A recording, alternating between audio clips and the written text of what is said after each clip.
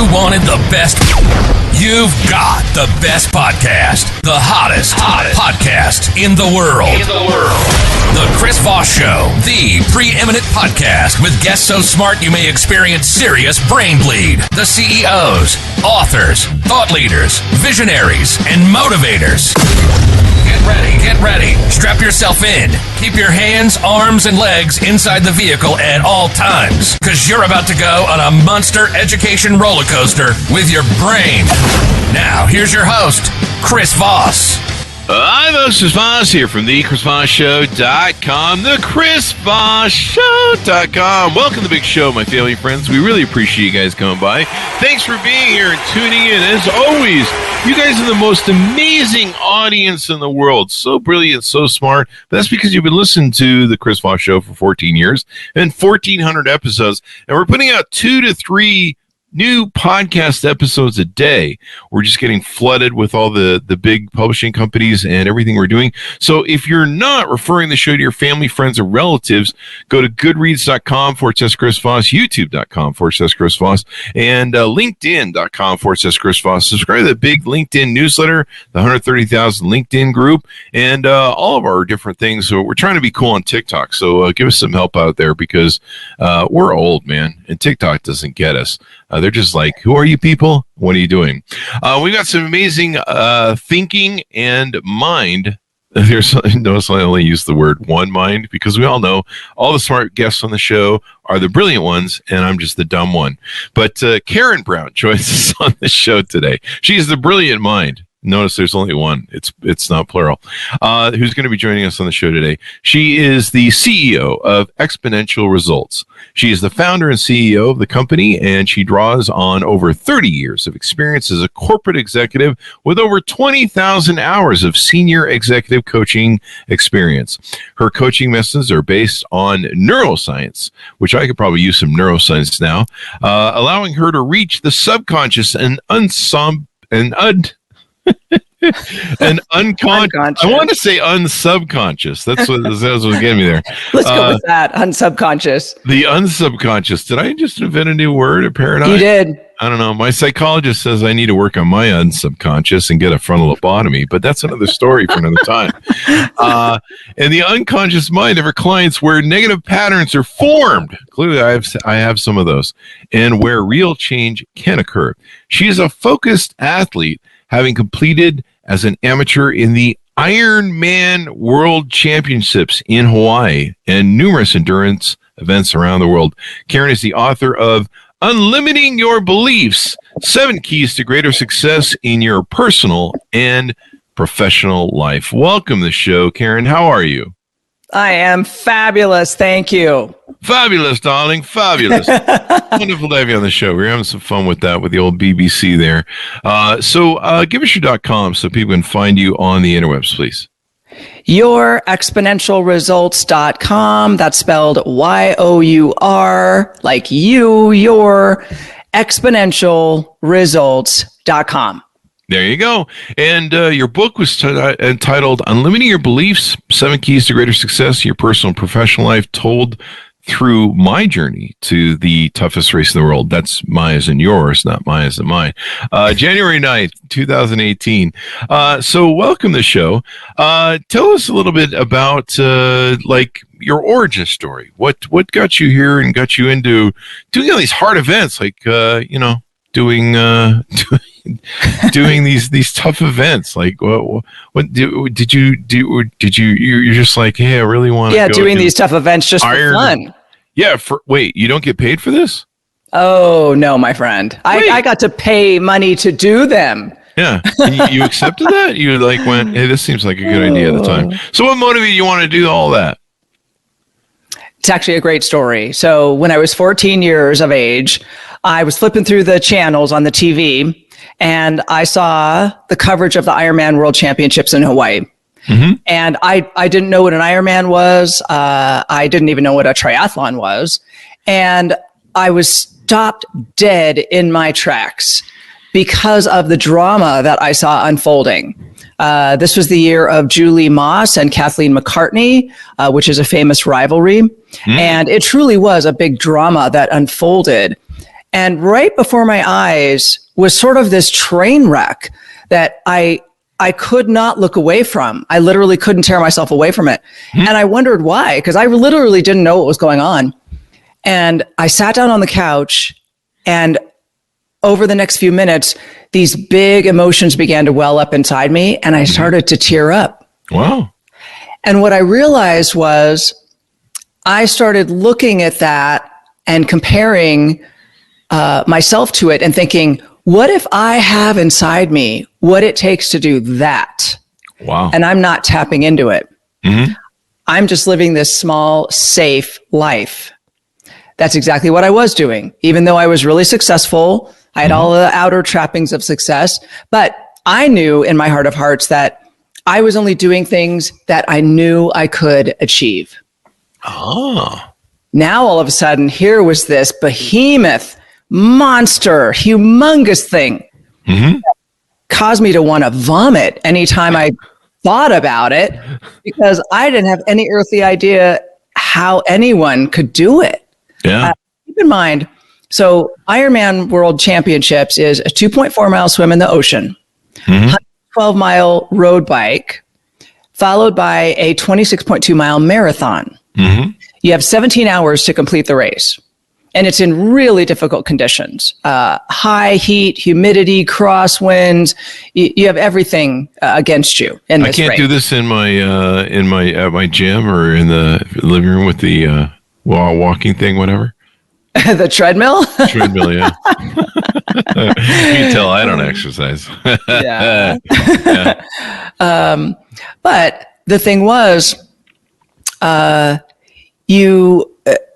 had, up to this point, I had never run a marathon. I was primarily a recreational runner, and I had never even ridden a road bike. I was a mountain biker. Oh, wow. But all of a sudden, from watching this and connecting to it in the deep way that I did, I wanted to do it because I felt this innate sense of, okay, I have to do that to see what I'm capable of. Oh, wow. All of us have enormous, infinite potential. And this will be my way to tap into that and to really learn what I'm capable of. Was there something in your past or did you just kind of realize that maybe you need to push your boundaries to a new level?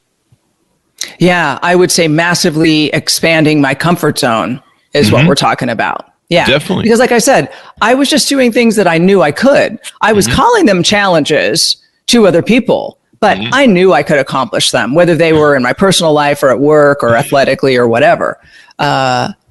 And so what I really did need was something this huge to break me out of my comfort zone, do something completely new and different, that also caused me to open up in a big way to see what else I might be capable of. Wow. And that definitely explore, maybe some self-limiting beliefs or something you were self-limiting in your life. Yeah. So limiting beliefs are a real thing. They're scientifically proven. And about 30 years after I saw the World Championships on TV, because I still hadn't pursued training for it yet, I was in a class and we were studying neuroscience and specifically how our brains establish limiting beliefs.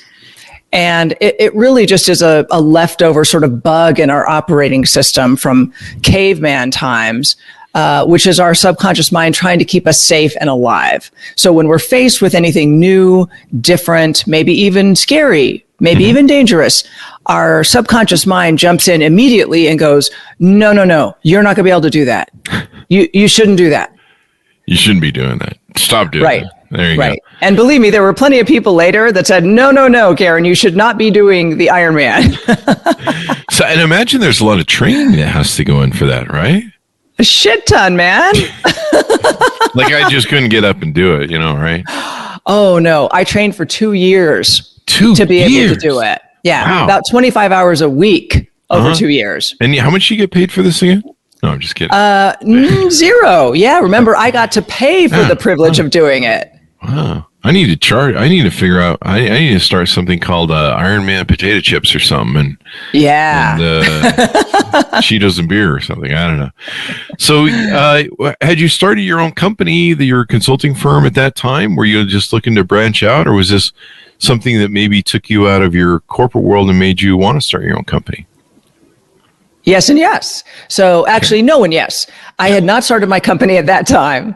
And it definitely did cause me to want to pioneer what I learned in this endeavor and my previous years in corporate leadership and also then executive leadership coaching to bring it all together and to work with clients on developing their leadership through the use of neuroscience and specifically behavioral patterns. Because remember, limiting beliefs is nothing more than a behavioral pattern. There you go. There you go. So when you work with executives and stuff, what do you find the biggest thing is tripping them up? What do you find is the biggest thing that they're usually challenged by? Behavioral blind spots. Scotomas? I think some people call them. Is that right? Yeah. Glaucoma, scotomas. I can't remember who came up with that term. I think it might have been Tony Robbins or something, but scotomas, blind spots where you can't see because of your belief systems, right? Correct. Yes. Yeah. So blind spots are unrecognized weaknesses or threats that can hinder you. And so when we work with executive leaders, what we're doing is simply shining a light on their behavioral patterns that are blind spots, those behavioral patterns that they aren't aware of consciously, but they've been running over years, usually, because at one point it caused them to rise to success.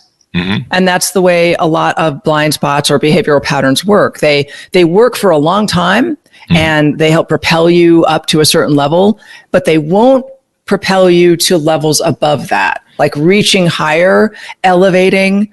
They won't get you there. So you literally have to come into contact with them, see them for what they are, look at what the results you're getting from them is, and then establish new ones and run those instead if you want to elevate your performance. There you go. And you know, it's interesting to me with scotomas. With my business, I was always worried about the one thing that we hadn't identified or looked for. You know, it's the lion sneaking up to you from behind you. And since you believe that, well, you know, things work this way, you know, business is constantly changing too as well. So you've got to adapt for that.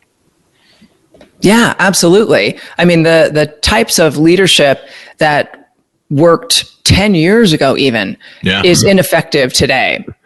And dare I say that executive leaders that aren't looking at their blind spots or their behavioral blind spots, working in their behavioral patterns, they're not going to make it. They're not going to be able to adapt quickly enough to stay ahead of the market. Yeah. What are some classic ones that you find that executives engage in that they need to overcome? Is there any consistent ones that you know, maybe they're not paying attention to new trends or new changes in the market? No, those would be more conscious or strategic blind spots, Chris.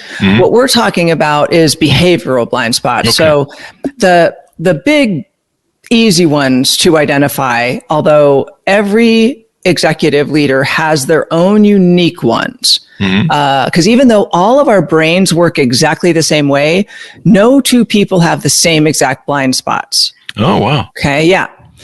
So some quick, easy examples are not showing appreciation, not admitting when you're wrong. Wait, I'm supposed to admit when I'm wrong? What? Wait. You're never wrong. I'm never wrong. Wait, is that ironic? Right.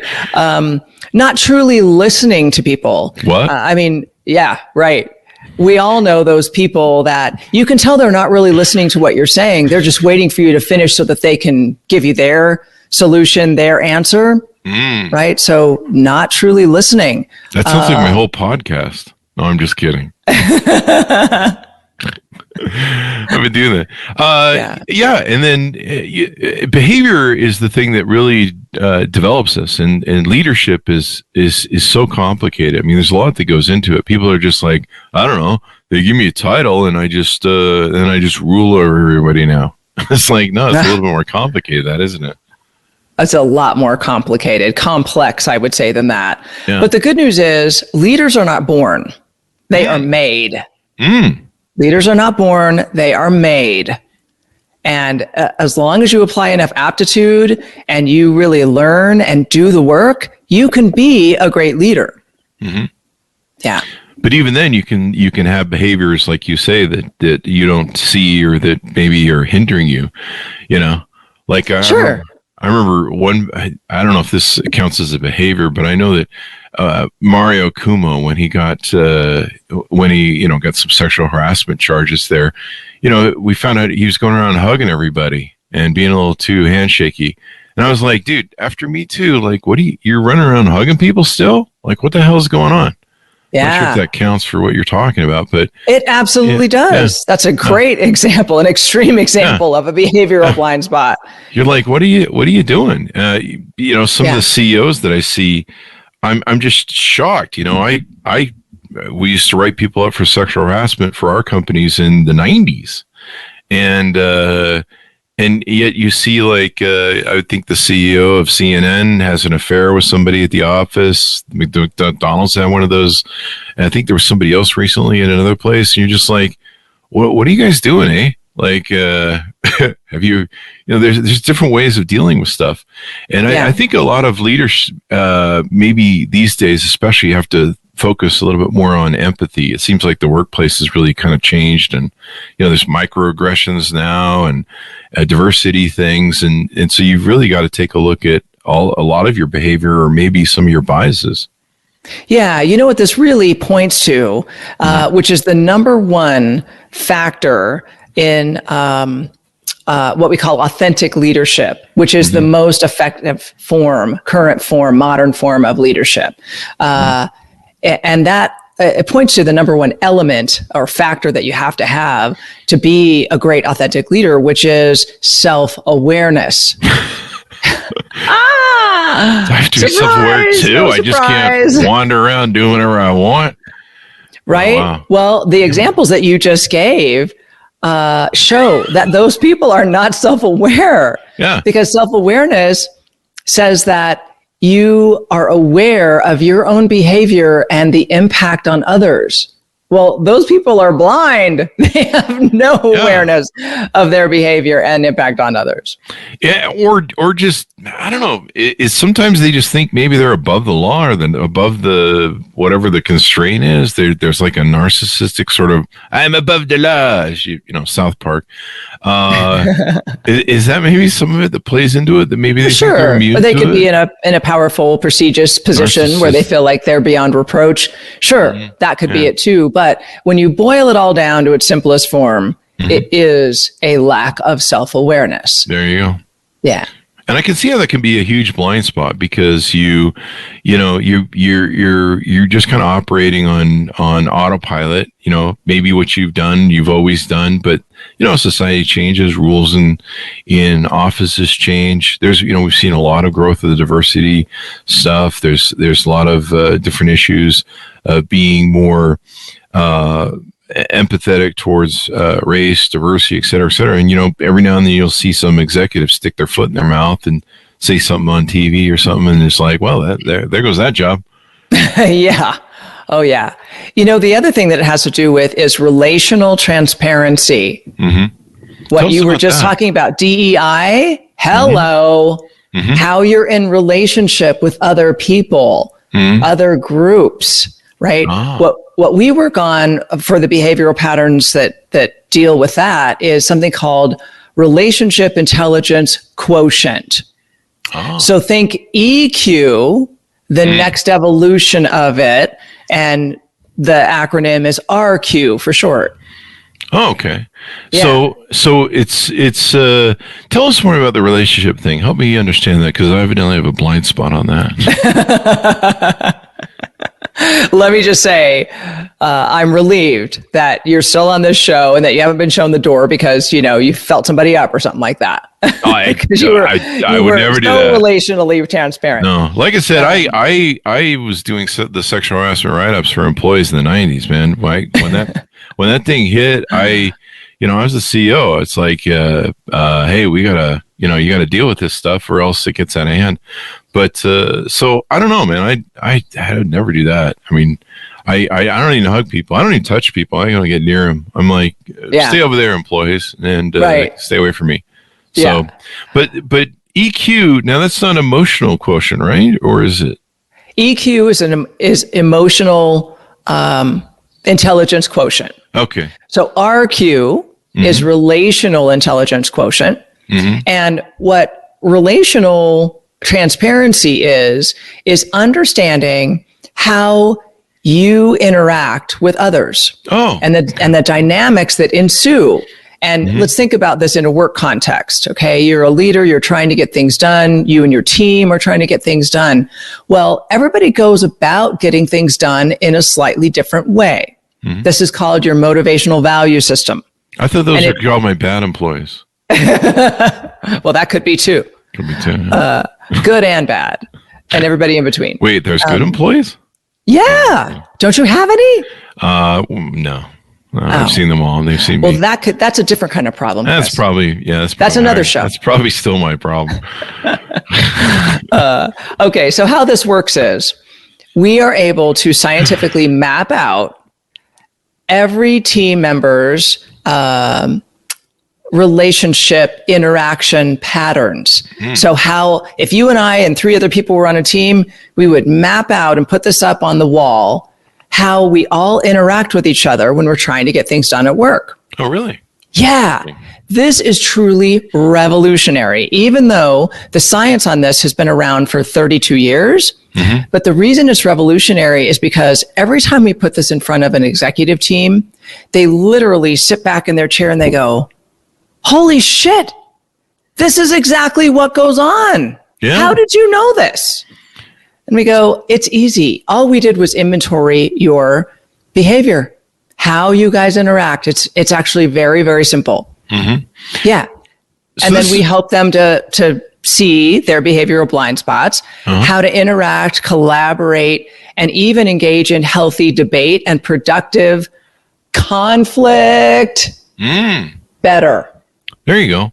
So this is kind of like individual business love language, maybe. Right. Oh, that's a great way to put it. Did I? I thought that was going to be a sexual harassment thing. So I think once we use the word love, we're probably don't want to use that at work on that one, but it's a good analogy.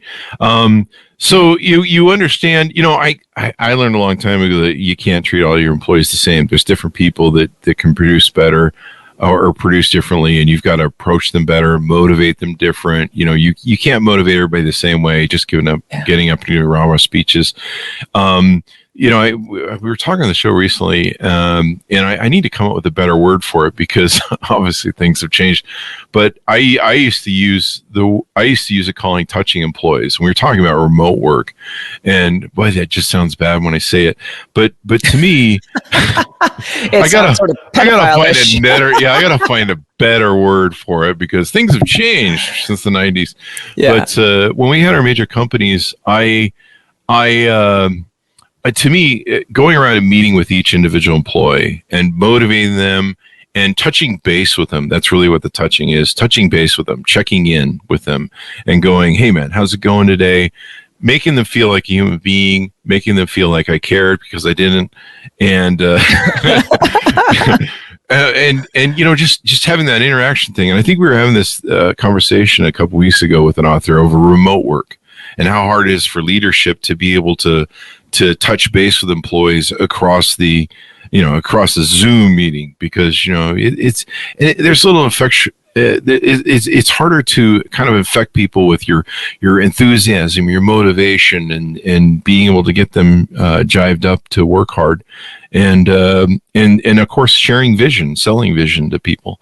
And so I used to like that because I'd have to go around my salespeople, and my salespeople would have different issues. Sometimes maybe they're getting divorced and they got some sort of home thing that's going on. It's screwing up their sales, and they need me to play psychologist and work it out. But that's one thing I used to like before remote work was being able to touch base with employees. And basically, I call it a personalized touch, but obviously I can't use that word anymore. I'm going to come up with something better. Do you have any ideas? Wow. Yeah. So the modern term is connecting. Connecting. See, not to take anything away from touching and infecting. I want to infect were STIs a part of your organization at some point? This is the 90s, eh? We just had alcohol, cocaine, and I don't know, whatever else the hell was going on in the office. But it was pretty much like what was that movie, The Wolf of Wall Street? That's kind of how it was. Yeah. That was a sales team.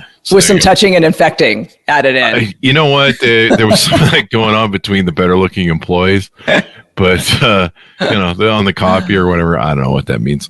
Okay. But, so it is connecting. It's connecting. This circles back around to authentic leadership.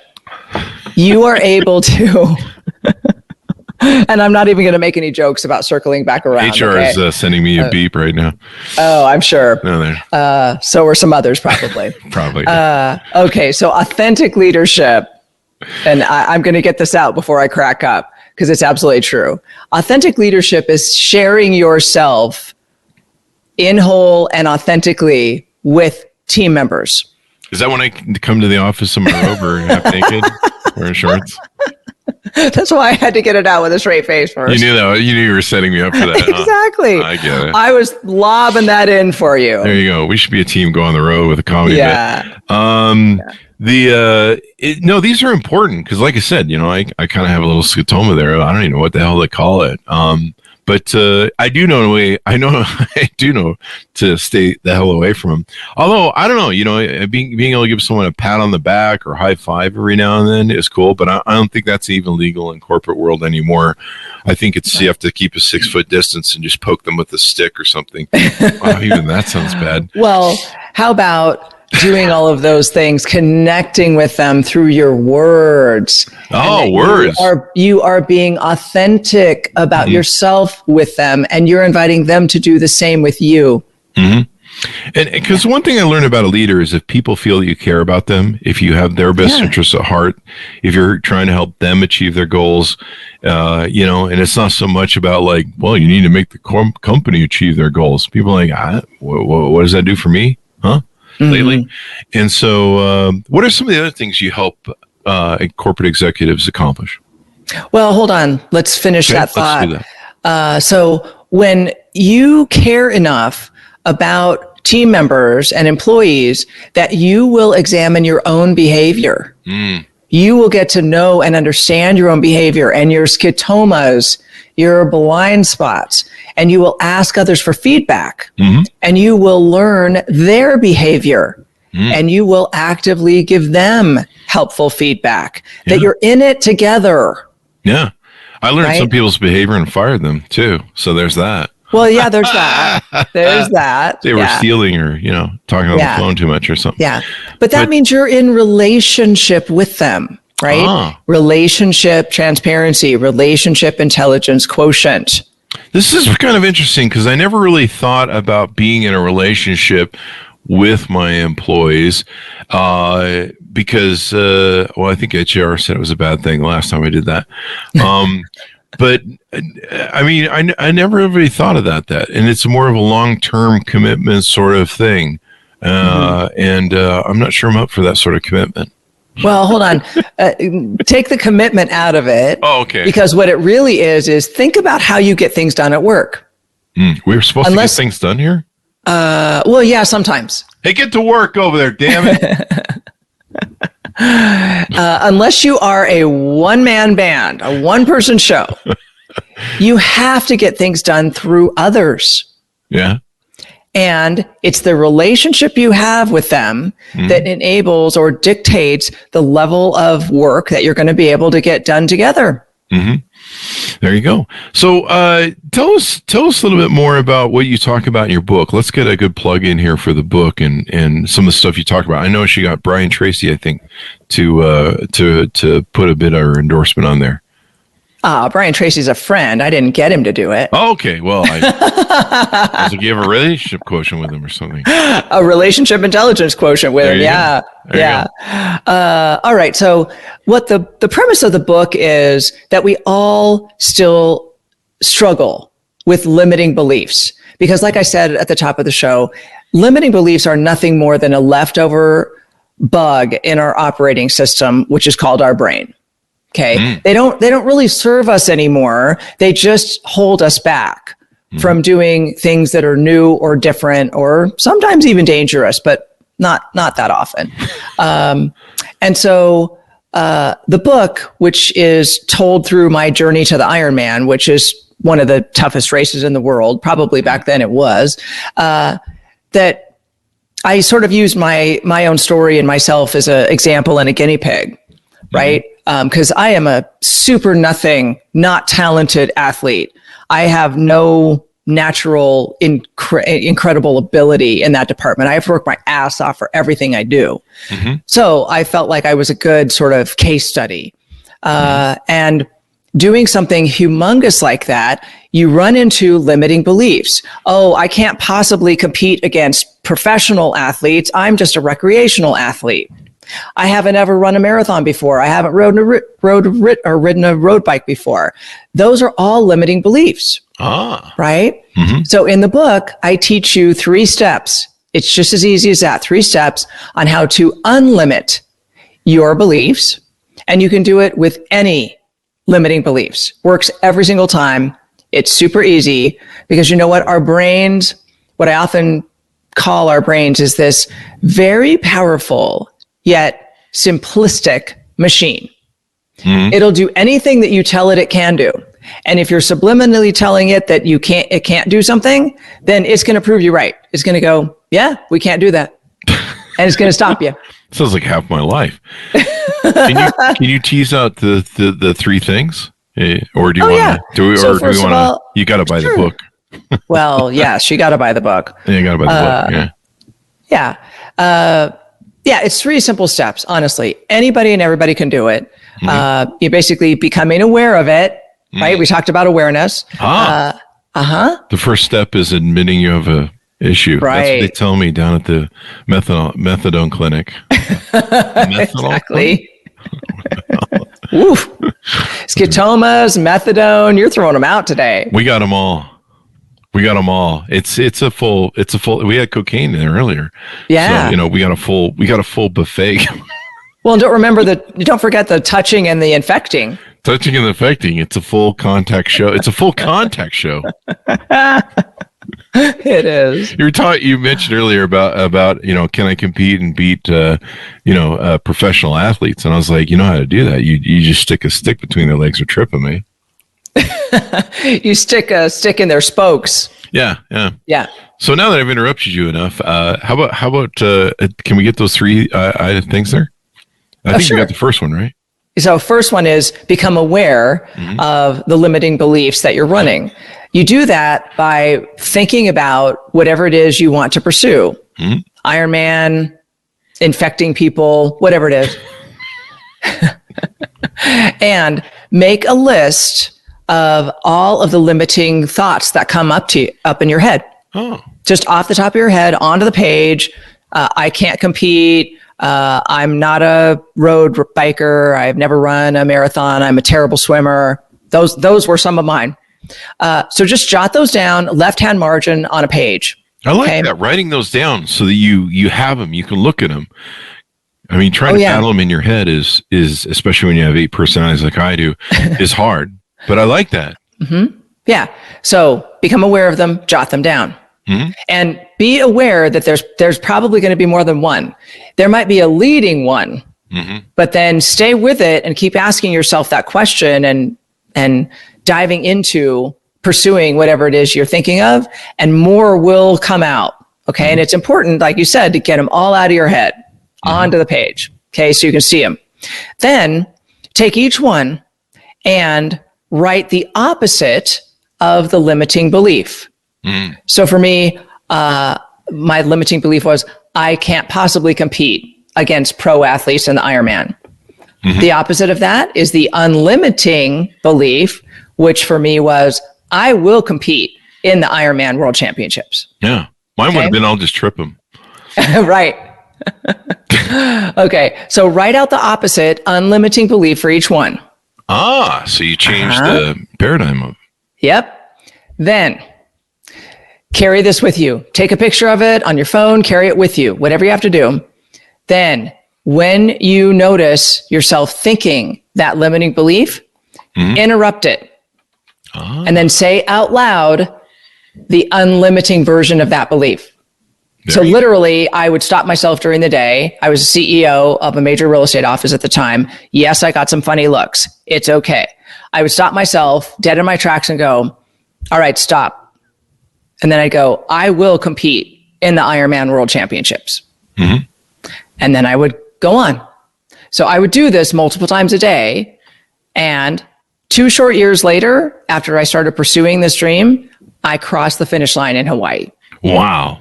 That is awesome. And remember, I'm nothing special. Yeah. Well, I mean, you are actually. I mean, everyone's a special person in their own right. My mom said I was special when she put me in the short bus when I was a kid, but that's a different joke. But how many hours did you say the Ironman takes? Well, they give you 17 to finish, and it took me 15 hours and 45 minutes. Wow. That is crazy. That's basically exercising for 14 hours? 16. Thank you. 16 hours. 16. Hours. Yeah. That's a lot of exercise. Like I'm usually tired on the treadmill after like 5 minutes. Yeah. So I probably need to train a little bit more if I'm going to do the Ironman. So how did it feel? Tell us about how it felt for people that maybe are interested in trying to expand their limits and their boundaries and stuff. What did it feel when you find, you work so hard, you go through 2 years of blood, sweat, and tears. You get to the moment, you meet the moment. What's it like when you come out the other side of that, after all the puking and bloodletting and spitting up stuff and stuff?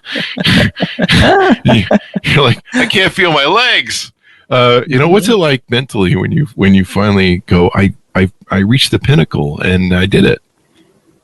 First of all, it was the most magnificent day ever. Even though I was swimming, biking, and running, exercising for 16 hours straight, which you're probably thinking, how the hell could that be magnificent? But it was the realization of this humongous dream. And so that whole day, every minute of it, even though I was toiling, was filled with enormous joy and just epiphany after epiphany that, everything that it took to get there, all of the connections that I made along the way, everything I learned, and that crossing the finish line, which I actually jumped over the finish line. Really? Oh, yeah. Now, I'm a white girl with no hops, but I leapt over the finish line, jumped 4 feet in the air. And this is after 16 hours of exercising. Wow. Yeah. That's how exuberant and filled with joy I was. I couldn't stop smiling. Wow. I was crying, running down Ali'i Drive from happiness. That is awesome. So, yeah, it was the immediate and enormous realization of my potential and that I had tapped into it. Do you advise different executives to maybe do, or just anybody in their life, to try and push their boundaries, their limits, try and does it have to be a really over the top goal, or jumping out of airplanes or something, or can I just I don't know, eat an extra handful of Doritos today or something? Well, I don't think an extra handful of Doritos is going to be challenging enough to get you there. It's hard. You have to reach over, and then sometimes you have to go to the place for the bag and stuff. Go to the store. I know. Oh, it's tough. Yeah. So what I suggest... I'm not making Ironman anytime. It's really easy to get off track on this show. Yeah, so I'm sorry. What I suggest is do something big enough or take on something big enough that you really don't know how you're going to do it. There you go. And maybe it makes you feel like you're going to vomit, break out in a cold sweat. Mm-hmm. That is good. That is a good sign, because if none of those things happen, the dream probably isn't big enough. Maybe you need to be, self-aware that you kind of feel yourself freaking out a little bit, like, whoa, this is like too big for us. And I think sometimes in psychology or maybe motivational books, this is called stretching, where you're kind of stretching yourself, right? Yeah. Stretching your ability. And when you find that you stretch, you find that you have a wider aperture of what you can achieve, accomplish, and maybe expanding your mind. Yes, that's exactly it. Yes. Yeah. I call it expanding your comfort zone. There you go. And in the book, I open with an analogy that often we think we have to get outside of our comfort zone to do really big things. Well, I disagree with that. I don't think there's really any, scientific proof that shows how we can get outside our comfort zone to do big things. It's in expanding our comfort zone that we do big things, and that your comfort zone is actually like an infinitely expandable rubber band that never snaps back. It just keeps expanding bigger and bigger and bigger. Is there ever a point where you can not have any blind spots as an executive or as a human being? Is there a way you can master it all? Or is the world just going to constantly change, or you're going to constantly change, your business environment's going to constantly change, where you just have to keep trying to adapt and move with it? That's a great question, Chris. Yeah. The truth is, yes, you'll always have blind spots. But as you grow and expand and elevate, there are fewer of them, and they're less pronounced. There you go. Because I'm tired of trying to work to be a leader. I just like to get it over with. I just want to arrive and be like, okay, I know everything now. Which is, I've thought I've known everything for the past 55 years. So, and clearly, the more I know, the more I don't know. Which is, that's always disturbing. Leadership is such a big challenge for people, and I think a lot of people don't understand that they're leaders sometimes, no matter where they are. I've had some people say, well, I'm just a manager here. I'm not the real leader. The leader's the CEO guy. I just kind of hang out here and move the papers around. And people don't realize there's all sorts of different places where you can be a leader. A parent is a leader. At least they are until the kids are teenagers. And then, that switches on the game. But in my estimation, in my viewpoint, everyone is leading themselves. There you go. I like that. Yeah. So whether you're a parent, you're a child, you're a student, you're a manager, you're a bank teller, doesn't matter. You are leading yourself, right? So you just own it and roll with it. Are there people that aren't leading themselves? I think I've seen those. Are they politicians? No, I'm just kidding. Oh, boy. Threw some shade there at the politician. Oh, yeah. They're an easy crowd to pick on. So. Sure. There are plenty of people who are not leading themselves. And the way I like to look at that is that they're just not self-aware. They're not, they're asleep. Mm-hmm. So we come back to the whole self-awareness thing. And that does explain some of the people that I see in life that kind of sleepwalk through life, and they accept whatever social norms are given them or social programming. So how do you know if you're self-aware or not? See what I did there? Yeah. Oh, that's great. Yeah. I would ask for feedback. There you go. From people that work with you a lot. Ask them for unvarnished, honest feedback. Yeah. And then have a neutral third party like us look at that feedback with you. Maybe we'll even do a relational or an RQ inventory of your behavior, because another cool application for that is that we can literally pinpoint the behavior that you feel like you exhibit versus the behavior that others experience from you. Yeah. Now, do you have to do like shows the blind spots? Do you have to do like an anonymous survey sort of thing so that I can't fire those people because I just want to? Retaliatory firing. That's one of my favorite things. Oh, right. Yeah. Don't do that, people. It goes right along with touching and infecting. Exactly. Yeah. Yeah. We did one of those surveys once to my employees, and it was basically a description of my behavior was lots of 4-letter words, and he smells bad. Which, that's the most interesting 360 I've ever heard of. Have you ever had that? You ever had somebody come back and go, like, hey, the boss smells bad. Hey, need some cologne and maybe bathe once in a while. It is a version of a 360, but it is anonymous. There you go. Yeah. There you go. And I imagine it is hard for executives or CEOs to get that kind of feedback, or Yes, because of what you just talked about. Everybody fears their job. Yeah. Oh, if I tell you you smell, if I tell you you suck, well, you're probably going to fire me. Yeah. Well, the nice thing is I know I smell, so it's okay. It's like when the people comment on YouTube and they go, "You're fat." And I'm like, "Oh, thanks for telling me something I didn't know. Thanks, buddy. Thanks for being the epiphany angel in my life."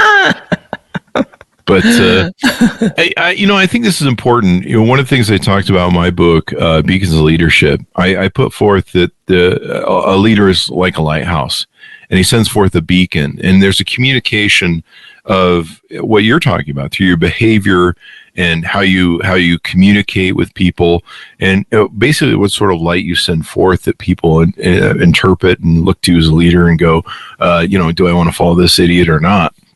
But being able to understand what that behavior is and being able to have that self-awareness and feedback, I think is really important, because if you don't, I mean, you're just, and a lot of leaders do that. They're just narcissistically PRing into the wind. Like one of the examples I love to use is he's maybe stealing from the company, and in the meantime, he's telling everybody we should be a trustworthy corporation and honest. And, they send out these PR notices, and people reading the PR notices to employees or vendors or whatever. And they're like, you don't live your values, eh? Mm-hmm. You're like totally in conflict. You're full of shit, as George Carlin would say. Yeah. The other way that we do that, because your point is right on the spot, right on target. The other way that we get at that is sometimes we'll do the interviewing one-on-one to garner the feedback for the CEO. Mm-hmm. And we have to say to the team members, hey, we are not going to share any of the specifics that you share with us about the CEO. So you can say he's a total a-hole. We're not going to use that with him. We're just going to distill everything that's given to us down to the behavioral blind spots that they equate to. There you go.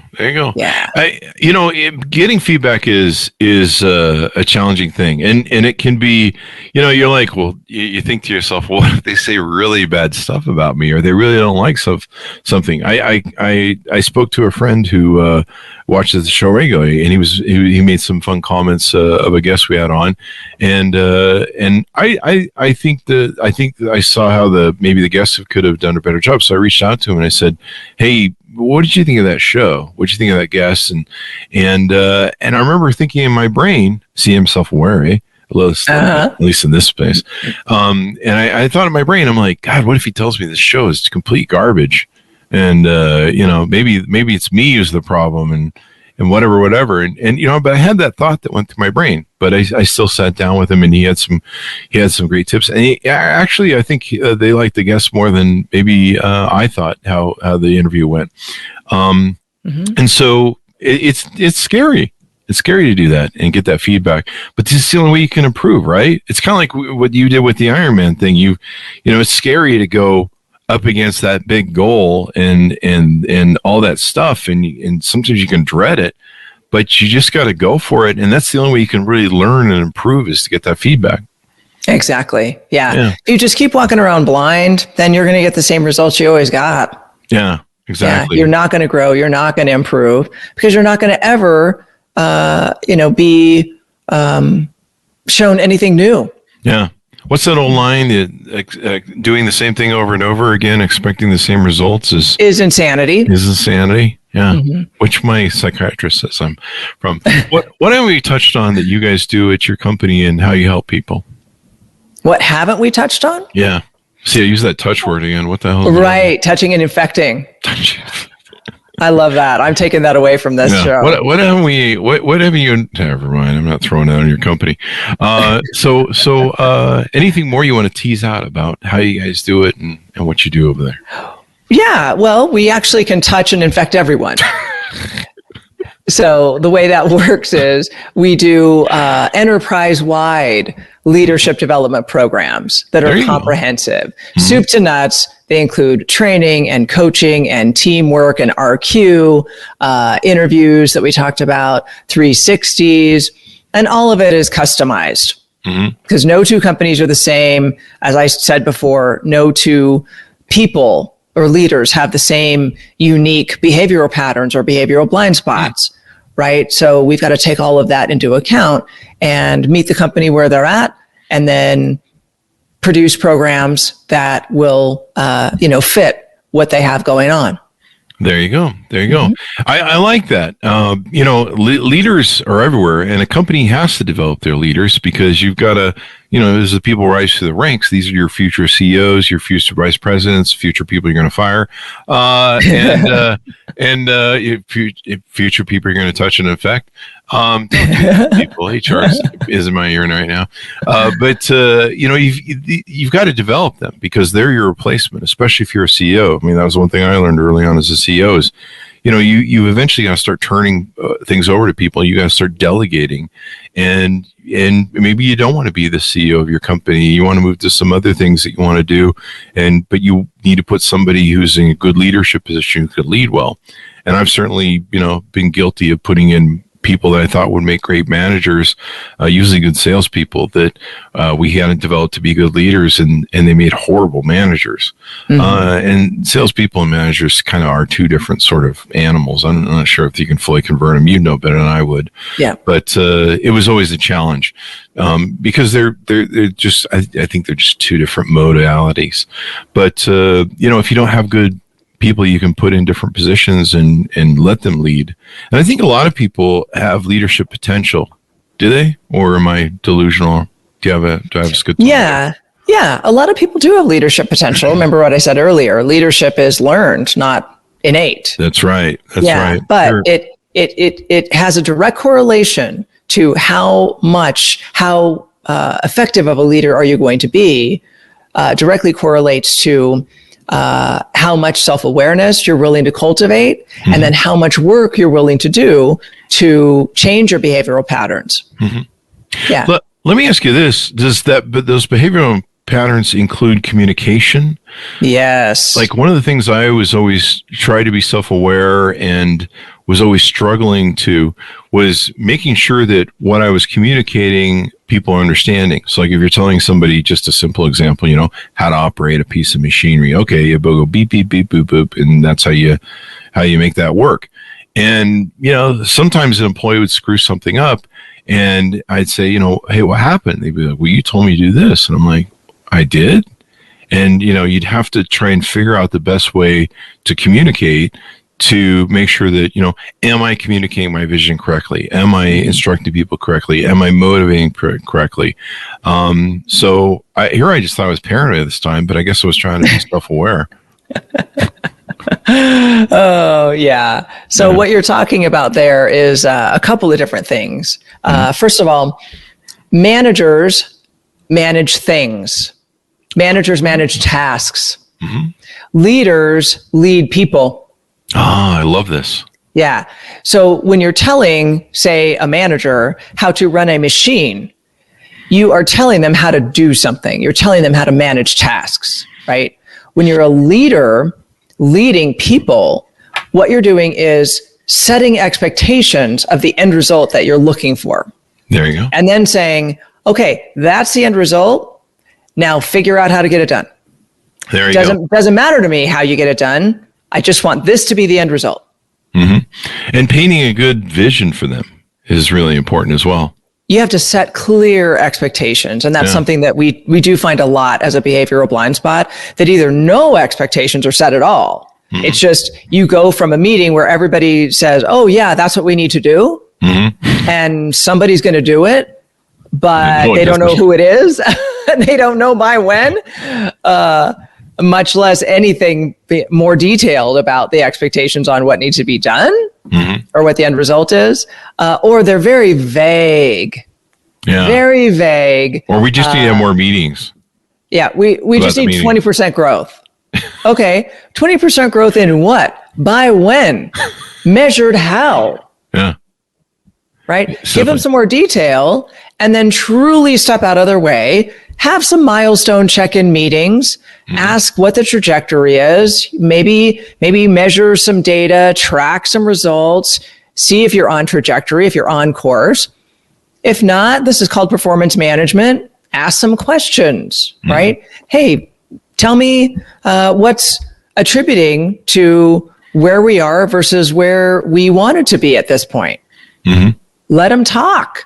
See, the thing about authentic leadership that I think gets just glossed over a lot of times is the incredibly powerful use of asking good questions rather than assuming and telling.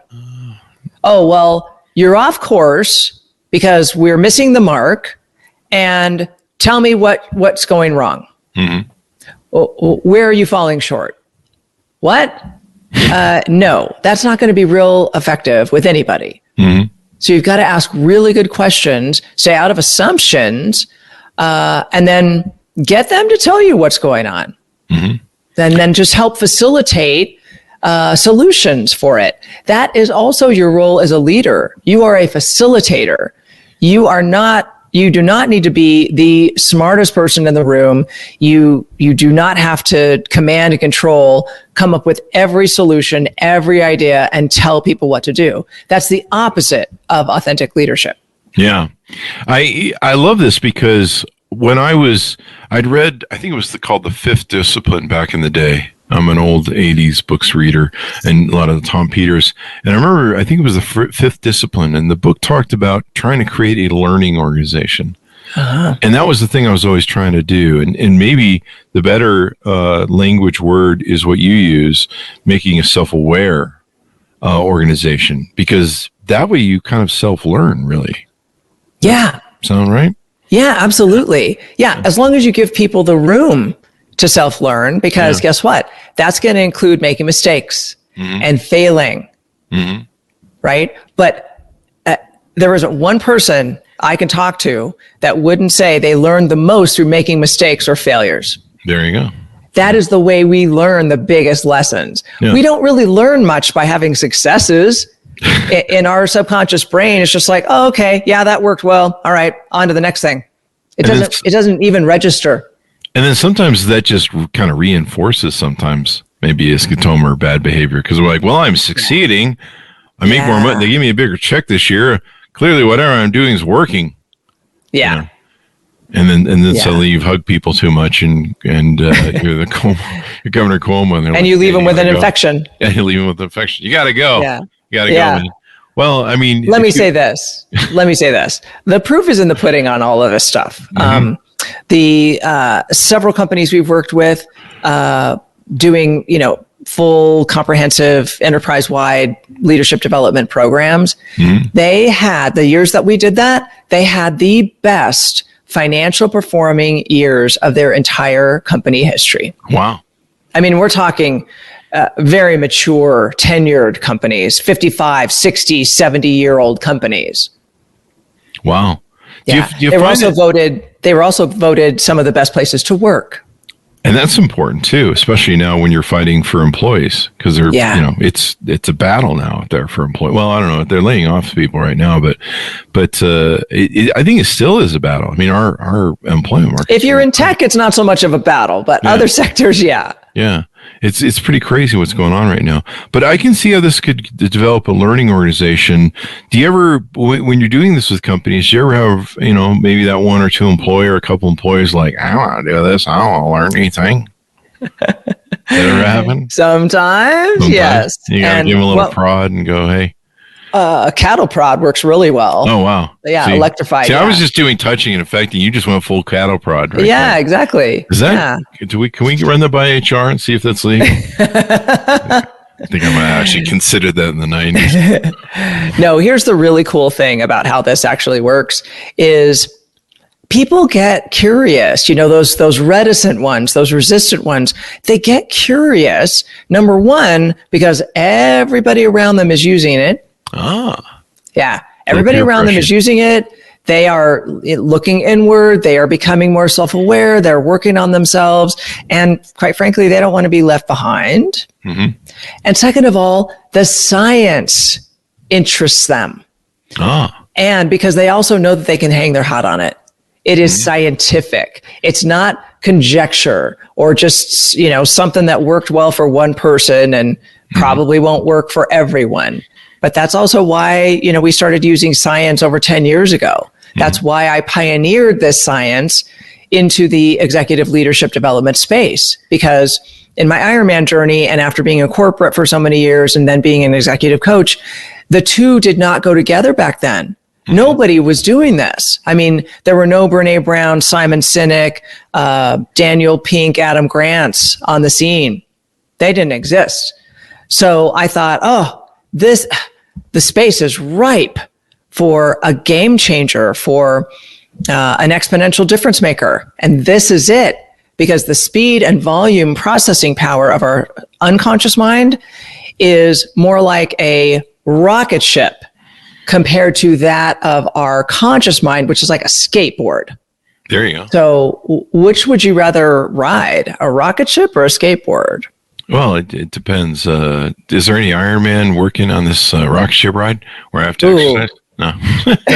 Right? And you're right. This is science. It's basic brain neurology. And our brains are kind of like little computers in how it works.